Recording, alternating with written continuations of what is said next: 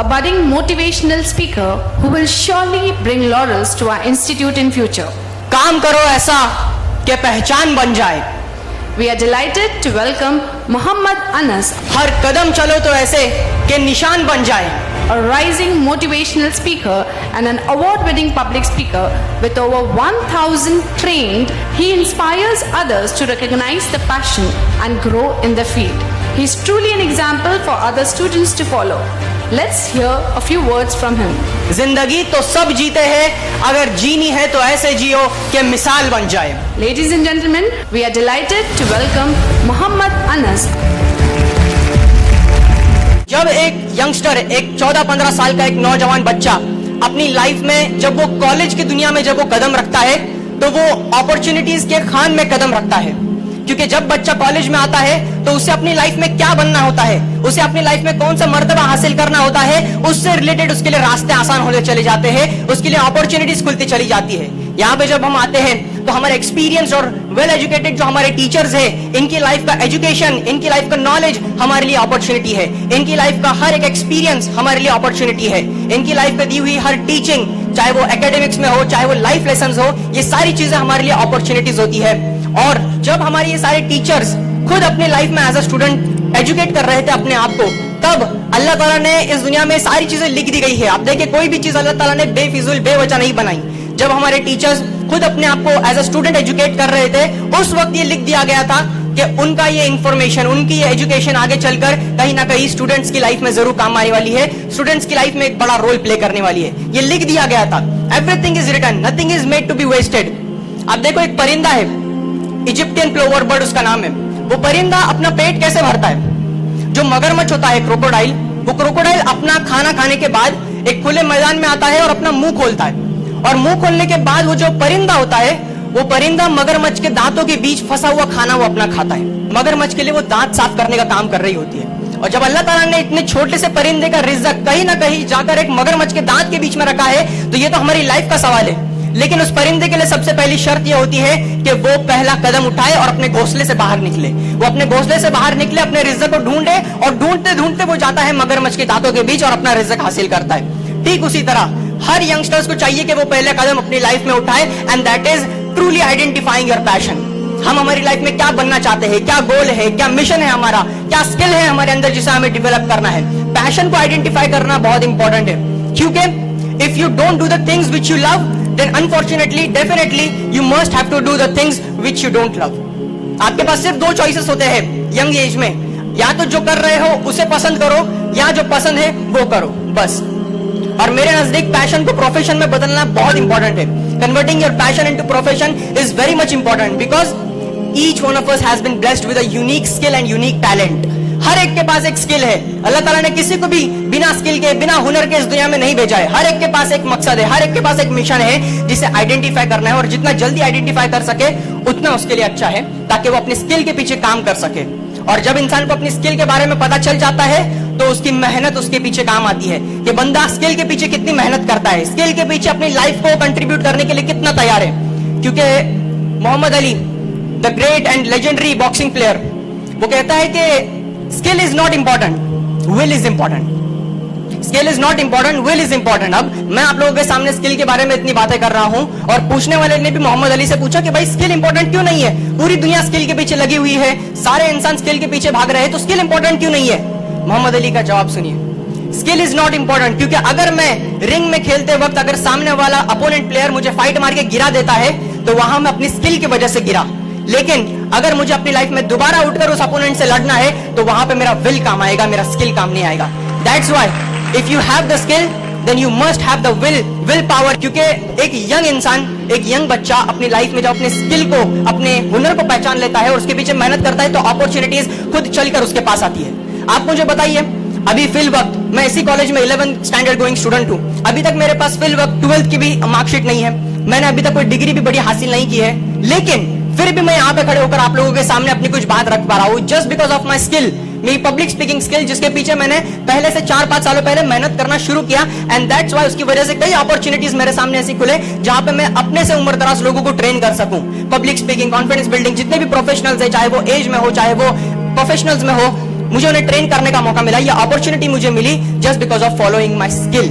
हर बंदे में स्किल होती है, अगर पहचान लिया तो 4 चांद लग जाते हैं उसकी लाइफ में। हर एक बंदे के पास एक यंग ब्रेन है, ये उनकी सबसे बड़ी पावरफुल चीज है, क्योंकि मैक्सिमम लोग इस दुनिया में ऐसे हैं जिनकी आधी जिंदगी गुजर जाती है, उनकी पूरी जिंदगी निकल जाती है, बाल सफेद होने पे चले आते हैं और फिर उन्हें पता चलता है कि मैं अपनी लाइफ में जो कुछ कर रहा था इसमें मेरा इंटरेस्ट था ही नहीं, ये मेरा पैशन था ही नहीं। फिर उनकी लाइफ में रिग्रेट करने के अलावा, पछताने के अलावा कोई ऑप्शन नहीं बचता। लेकिन जितने भी यंगस्टर्स हैं, जितने भी मेरे हम उम्र है, हम सबके पास एक अपॉर्चुनिटी है कि हम हमारे स्किल को आइडेंटिफाई करके उसके पीछे काम करें, क्योंकि अभी ही वक्त है, अभी ही मौका है। हमारे पास यंग ब्रेन है, यंग ब्रेन के अंदर इतनी एक ताकत होती है कि अगर यंगस्टर्स किसी चीज के बारे में अच्छा सोचते हैं, पॉजिटिव सोचते हैं, तो वो बहुत अच्छा सोच सकते हैं, वो लोग रेवोल्यूशनरी सोच सकते हैं, वो लोग सोसाइटी में चेंज ला सकते हैं। लेकिन अगर वो कभी किसी चीज के बारे में नेगेटिव जाते हैं, थोड़ा सा माइंड को डिस्ट्रैक्ट करते हैं और उनका माइंड गलत चीजों के पीछे हटता है, तो वो बदतर से बदतर भी सोच सकते हैं। That's the power of young brain. So we have to utilise this brain which have been blessed us from Allah सुब्हानहू व तआला, जो ब्रेन हमें दिया गया है। मैटर करता है कि यंगस्टर्स अपने इस ब्रेन को किन चीजों के पीछे लगाते हैं, अपनी हैबिट्स क्या है, उनके एटमॉस्फेयर में कैसे लोगों के साथ रहते हैं, जिन्हें हम जिगर जान हमारा दोस्त कहते हैं, उनका माइंडसेट क्या है। जब 2-4 दोस्त आपस में डिस्कशन करने के लिए बैठते हैं तो कौन सी चीजें डिस्कस करते हैं, that is the most important thing. Atmosphere, संगत का असर होता है। आप देखो, आप किसी कोयले की खान में जाओ, वहां पर किसी भी एक चीज को आप टच मत करो, सिर्फ 5 से 10 मिनट आप उस कोयले की खान में जाओ, किसी भी चीज को टच मत करो। जब आप बाहर आओगे तो आपके बदन या फिर आपके कपड़े पर कहीं ना कहीं काला दाग लगा हुआ नजर आएगा। उसी जगह अगर आप किसी इत्र की दुकान में जाते हो, किसी परफ्यूम शॉप में जाते हो, वहां पे भी आप 5 से 10 मिनट गुजारो, किसी भी चीज को टच मत करो, और जब आप बाहर आओगे तो आप में खुशबू महकेगी इत्र की। That is the power of संगत। संगत का असर होता है ये, कि हम किस एटमॉस्फेयर में रहते हैं। आप देखो तो यंगस्टर्स का ज्यादातर ध्यान, ज्यादातर दिमाग देखी दिखाई चीजों के पीछे जाता है, मटेरियलिस्टिक चीजों के पीछे जाते हैं। मेरा वो फलाना दोस्त, उसके पास बाइक है, मुझे भी बाइक चाहिए। मेरे उस दोस्त के पास आईफोन है, मेरे अंदर क्या कमी है, मेरे हाथ में भी आईफोन अच्छा लगता है, मुझे भी चाहिए। मेरा दोस्त महंगे कपड़े पहनता है, महंगे शूज पहनता है, तो मुझे भी चाहिए। मटेरियल्स चीजों के पीछे भागते हैं। लेकिन अगर हम हमारे माइंड को थोड़ा सा स्विच करें और देखें, मटेरियल्स चीजों के बजाय अगर हम सामने वाले इंसान का कैरेक्टर पढ़ने लग जाए कि सामने वाले मेरे दोस्त के अंदर कितना गजब का इल्म है, कितना गजब का नॉलेज है, काश मेरे पास भी वैसा नॉलेज हो, मैं भी अपने आप को एजुकेट करूंगा। मेरा वो फलाना दोस्त रोजाना 5 वक्त की नमाज पढ़ते हुए मुझे नजर आता है मस्जिद में, मैं भी अपने आप को 5 वक्त नमाजी बंदा बनाने की कोशिश करूंगा। मेरा एक दोस्त कितना गजब का कैरेक्टर है उसका, वो हर एक छोटे बड़े को रिस्पेक्ट से पेश आता है, अदब और एहतराम के साथ पेश आता है, चाहे छोटा हो चाहे बड़ा हो। मुझे भी अपने उसके जैसा एक कैरेक्टर डेवलप करना है। अगर ये थिंकिंग हो जाए यंगस्टर्स की, तो रेवोल्यूशन आ सकता है, वो लोग नेशन को कंट्रीब्यूट कर सकते हैं। ऑनरेबल चीफ गेस्ट, मैं आपको एक बात बताना चाहूंगा Honey sir and Hanif sir के। इस कॉलेज में जब मेरा फर्स्ट डे था, जब मैं आया और बिल्डिंग की सीढ़ियां, जब अपनी क्लास में जा रहा था और सीढ़ियां चढ़ रहा था, तो बिल्डिंग के 2nd फ्लोर के ऊपर जो गेट है, उस गेट के ऊपर ब्लैक फ्रेम में एक कोट लिखा हुआ है, जो कोट मैंने पढ़ा, और आज भी जब भी जाता हूँ रोज क्लासरूम में तो मैं वो पढ़ता हूँ। आई डोंट नो कि अदर स्टूडेंट्स ने वो देखा या नहीं, बट जब भी मैं पढ़ता हूँ वो बात मुझे हिट होती है। वहां लिखा है, the cardinal principle of life, to love people and use things, not use people and love things. चीजें जो दी गई थी वो इस्तेमाल करने के लिए दी गई होती है, हमें इंसान को पढ़ना है, ना कि उसके पहनावे को, ना कि उसके आउटफिट को हमने देखना है, उसके इंटरनल कैरेक्टर क्या है उसे हमें पढ़ना है। लेकिन चॉइसेस बदल चुकी हैं, वैल्यूज रिप्लेस हो चुके हैं, कि हमें सही और गलत के बीच में छोटा सा फर्क नहीं समझ में आ रहा। हम टेम्परेरी हैप्पीनेस के पीछे जाते हैं। मैं पूछता हूँ कहीं हमारे हम उम्र से जो मेरे कोईवल्स है, जो मेरे स्टूडेंट साथ में पढ़ते हैं, मैं पूछता हूँ तो उनका स्क्रीन टाइम मोबाइल में 15-15, 16-16 घंटे उनका मोबाइल में स्क्रीन टाइम होता है। मोबाइल अच्छी चीज है, मोबाइल इंसान की जरूरत के लिए ही बनाई गई है, इंसान के इस्तेमाल के लिए बनाई गई है, मोबाइल के खिलाफ नहीं बात कर रहा हूं मैं। लेकिन अगर आप अपने मोबाइल को किस तरह से इस्तेमाल करते हैं, that is the main thing. अगर आप अपने मोबाइल में 20 घंटे देते हैं और वो 20 घंटे में आप कुछ ऐसी चीज सीखते हैं जिससे आपको फायदा पहुंच रहा है, जिससे आपकी स्किल डेवलप हो रही है, जिससे आपको कुछ सीखने मिल रहा है, तो वो चीज जरूर आपको कहीं ना कहीं अपनी लाइफ में रिटर्न ला कर देगी। और यहाँ पे आपने टाइम स्पेंड किया है 20 घंटे, टाइम स्पेंड करने में और टाइम वेस्ट करने में जमीन आसमान का फर्क है। लेकिन अगर आप वही 15-20 घंटे टाइम वेस्ट करते हैं मोबाइल में टेम्परेरी हैप्पीनेस के पीछे, कि चलो थोड़ा सा टाइम मिल गया मोबाइल देख लेते हैं, तो वो टाइम कभी भी दोबारा लौट कर नहीं आएगा। आपको फिर से रिग्रेट होगा अपनी लाइफ में कि काश उस वक्त कुछ कर लिया होता तो आज मुझे तड़पना नहीं पड़ता। क्योंकि ये मोबाइल सिर्फ एक बंदे का फ्यूचर ही नहीं बल्कि पर्सनल रिलेशंस को भी ये हार्मफुल है। पर्सनल रिलेशंस, आप देखो एक घर है जिस घर में एक फैमिली रहती है, पहले हंस खेलते थे, खुशी से रहते थे, लेकिन अभी न पेरेंट्स बच्चों को सफिशिएंट टाइम दे पा रहे हैं, न बच्चे अपने माँ बाप से कुछ खुलकर बात कर पाते हैं, कुछ चीजें शेयर नहीं कर पाते। क्यों? क्योंकि वो स्क्रीन के एडिक्ट हो चुके हैं। जब भी उन्हें कुछ थोड़ा सा मौका मिलता है, ना ही बच्चे पेरेंट्स के पास आते हैं, ना पेरेंट्स बच्चों के पास जाते हैं उनकी रिपोर्ट लेने के लिए, बल्कि मोबाइल में लगे हुए रहते हैं। आप देखो कि बच्चे और पेरेंट्स घर में रहते तो साथ में हैं, लेकिन होते साथ में नहीं है। उसी मोबाइल का अगर इस्तेमाल करें यंगस्टर्स, तो इस दुनिया में रेवोल्यूशन लेकर आ सकते हैं, अपने माँ बाप का नाम रोशन कर सकते हैं, अपने इंस्टीट्यूट का नाम रोशन कर सकते हैं, अपने खुद का नाम रोशन कर सकते हैं। I am again thankful to Akis Pune College and respected principal and all the faculty members and team of Anjuman-e-Khairul Islam for giving me this opportunity. And at last, I would like to end up my talk with a few motivating lines. And it goes like, मिल ही जाएगी मंजिल एक दिन चलते चलते, मिल ही जाएगी मंजिल एक दिन चलते चलते, गुमराह तो वो होते हैं जो घर से निकले ही ना थे। Thank you very much. Jazakallahu khair. Thank you, Anas, for the wonderful speech. This is surely going to inspire our other students.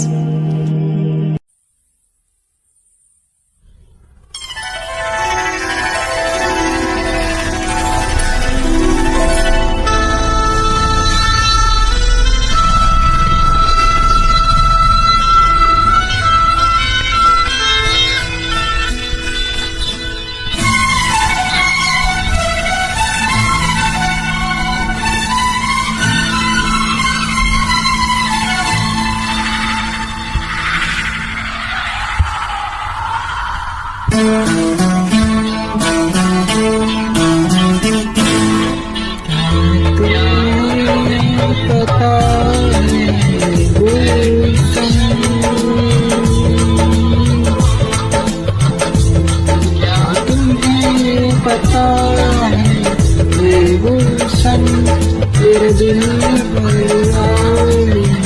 वाले हैं दरिया बिछाने राहों में, हम दिल को बिछाने वाले हैं।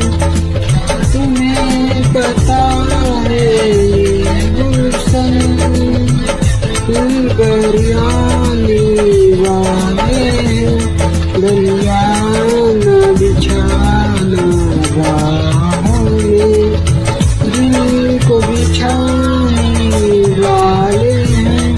क्या तुम्हें पता है गुलशन?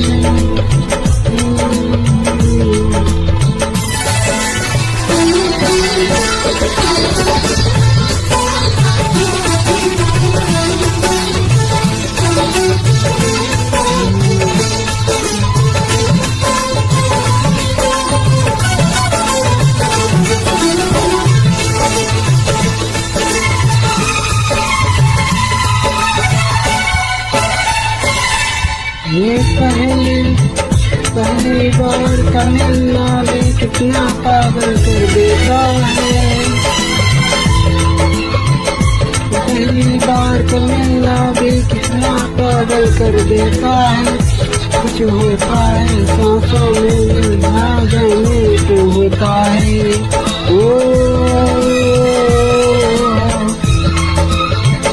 आँखों में भर के हो सुनाने वाले हैं, दुनिया न बिछाना राहों में, हम दिल को बिछाने वाले हैं। दुनिया तुम्हें पता है गुलशन